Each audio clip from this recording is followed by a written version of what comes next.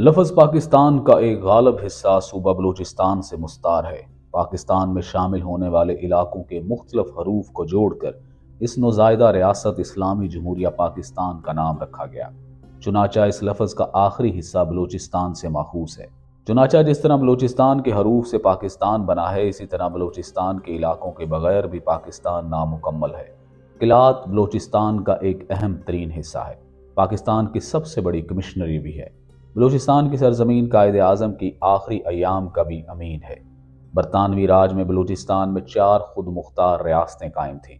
ان میں قلات سب سے بڑی ریاست تھی۔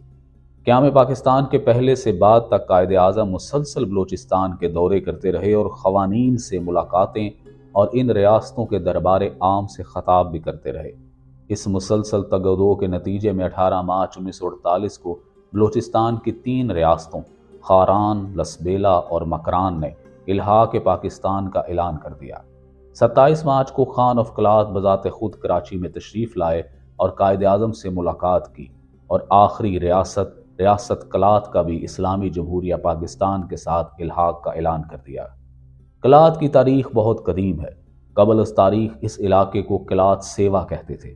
اس وقت یہ جگہ قدیم ہندو مذہب کے ماننے والوں کے زیر نگین تھی۔ بعد میں اس جگہ کو قلات نچاری کہا جانے لگا۔ اس کی وجہ بروہی بان نچاری قبائل تھے جو اس علاقے کے اولین باسی شمار ہوتے تھے۔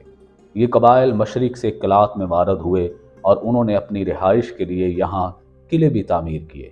بلوچ قبائل کی آمد ان کے بعد مغرب سے ہوئی۔ بروہی قبائل نے 15ویں صدی میں یہاں ایک بہت طاقتور ریاست بنا لی تھی، لیکن دلی کے مغل حکمرانوں کے سامنے اس ریاست کی کچھ نہ بن سکی، اور یوں قلات کا علاقہ مغل سلطنت کا باج گزار بن گیا۔ دلی سے طویل فاصلے کے باعث مرکزی حکومت کی گرفت بہت کمزور رہی۔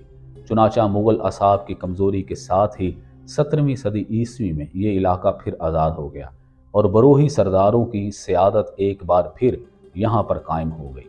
1876 میں تاج برطانیہ کے غروب نہ ہونے والے سورج نے قلات پر بھی ایک معاہدے کے ذریعے اپنی حکومت قائم کر لی۔ گورا سامراج رخصت ہوا تو قلات کا علاقہ 2 قومی نظریے کی ٹھنڈی چھاؤں میں آسودہ حال ہوا۔ قلات کی تاریخ میں میر نصیر خان نوری ایک شاندار حکمران گزرے ہیں۔ یہ سچے اور صحیح معنوں میں مسلمان حکمران تھے۔ شاہ ولی اللہ کے زمانے میں مرہٹوں نے مسلمانوں پر عرصہ حیات تنگ کر رکھا تھا۔ قوائے دلی کمزور ہوئے تو مرہٹوں نے اسلام دشمنی میں کوئی کسر نہ اٹھا رکھی تھی۔ مرہٹوں کے زیر قبضہ علاقوں میں مسلمان بہت زیادہ قسم پرسی کی زندگی گزار رہے تھے۔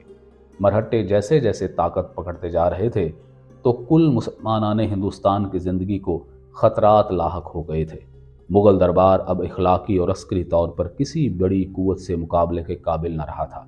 ان حالات میں شاہ ولی اللہ نے برصغیر ہندوستان کے مسلمانوں کو بچانے کے لیے عالم اسلام سے اپیل کی۔ اس اپیل کے جواب میں احمد شاہ ابدالی افغانستان کے سنگلاخ و بلند و بالا پہاڑوں کے درمیان سے قہر بن کر مرہٹوں پر نازل ہوا۔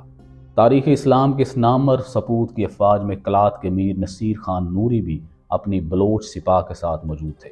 چنانچہ اس وقت کے فریضہ جہاد میں قلات نے بھی اپنا مقدور بھر حصہ ڈالا۔ قلات کا یہ مسلمان حکمران احمد شاہ ابدالی کے ساتھ مل کر پانی پت کے میدان میں دشمنان اسلام کا صفایا کرتا رہا، اور یوں ایک فتنہ سر اٹھاتے ہی دفن ہو گیا۔ اس لڑائی میں میر نصیر خان نوری کے جھنڈے تلے مزاری، بگٹی، لغاری اور مری قبائل کے مجاہدین بھی شامل تھے۔ فتح کے بعد احمد شاہ ابدالی نے بہت سے گرفتار مرہٹے انعام کے طور پر میر قلات کو تحفے میں پیش کیے۔ ان مرہٹوں کو ڈیرہ بگٹی میں آباد کیا گیا، جن کی اولاد آج ہندو بگٹی کے نام سے پہچانی جاتی ہے۔ قلات کے حکمرانوں کا اسلام کے ساتھ یہی جذبہ ہے جو انہیں پاکستان کے قریب لے آیا، اور قلات کے میر احمد یار خان 75 کی دہائی میں بلوچستان کے گورنر بھی رہے۔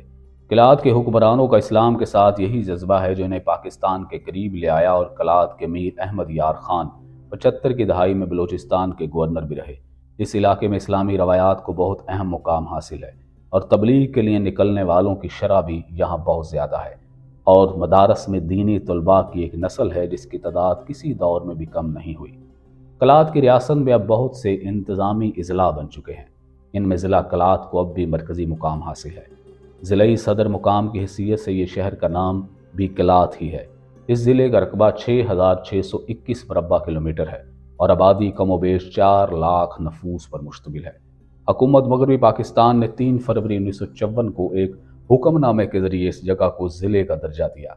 उस वक़्त खुजदार और मस्तोंग इस ज़िले की तहसीलें करार पाई थी। बोलान, झलमक्सी और नसीराबाद भी इसी ज़िले के अहम इलाके थे।